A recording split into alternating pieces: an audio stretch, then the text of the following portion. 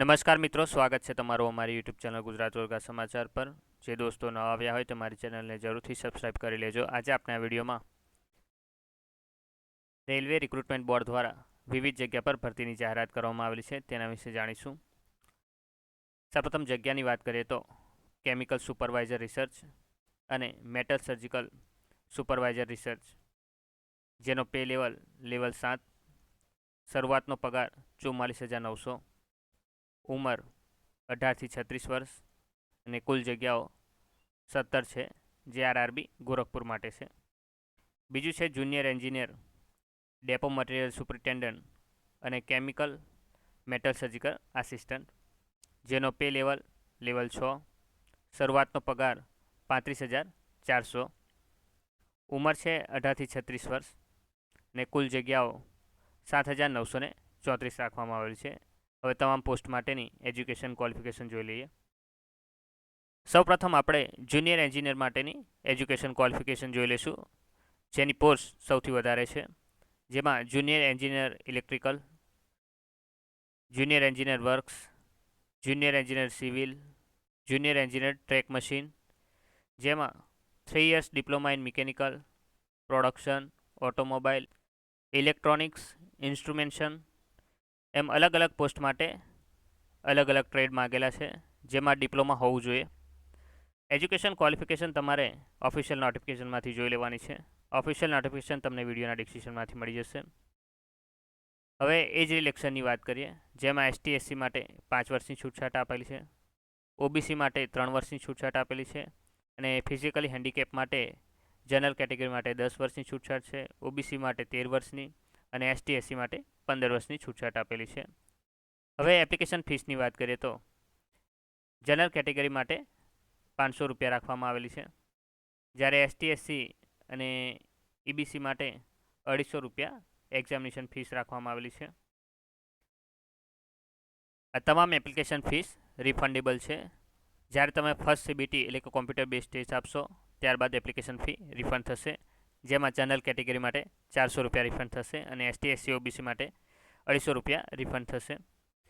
All candidate must clear mention the bank detail, જેમાં bank name of bank, name of account holder, account number અને IFSC code તમારે clear લખવાનો છે। There will be no refund of examination fee of incomplete and rejected application, એટલે કે incomplete અને rejected application માટે refund થઈ શકશે નહીં, જેની અરજી 30/7/2024 થી 29/8/2024 દરમિયાન કરી શકશો, જેની એપ્લાય ઓનલાઈન કરવાની લિંક તમને વિડીયોના ડિસ્ક્રિપ્શનમાંથી મળી જશે। હવે રિક્રુટમેન્ટ પ્રોસેસની વાત કરીએ, જેમાં ફર્સ્ટ સીબીટી, સેકન્ડ સીબીટી, ત્યારબાદ ડોક્યુમેન્ટ વેરિફિકેશન અને પછી મેડિકલ એક્ઝામિનેશન થશે।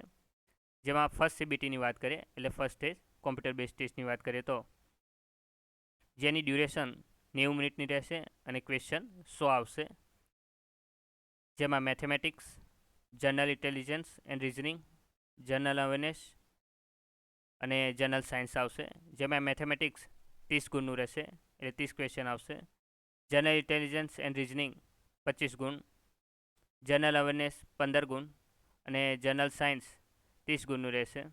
એમ ટોટલ 100 ક્વેશ્ચન 100 ગુણ અને દરેક પ્રશ્ન માટે 1 માર્ક અને 90 મિનિટ આપવામાં આવશે।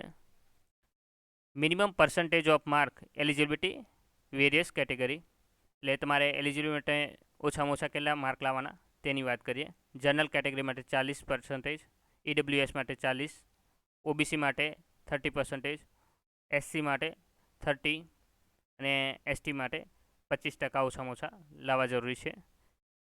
પછી સેકન્ડ સીબીટીની વાત કરીએ, જેમાં ડ્યુરેશન 120 મિનિટની રહેશે અને નંબર ઓફ ક્વેશ્ચન 150 રહેશે। 150 ક્વેશ્ચન માટે 120 મિનિટ આપવામાં આવશે, જેમાં general awareness, physics and chemistry, basic of computer application, basic of environmental and pollution control અને ટેકનિકલ એબિલિટીઝ, એમાં જનરલ અવેરનેસ 15 ગુણનું રહેશે, ફિઝિક્સ એન્ડ કેમિસ્ટ્રી 15 ગુણનું, બેઝિક ઓફ કોમ્પ્યુટર્સ 10 ગુણનું, basic of environmental and pollution control 10 ગુણનું અને technical ability 100 ગુણનું।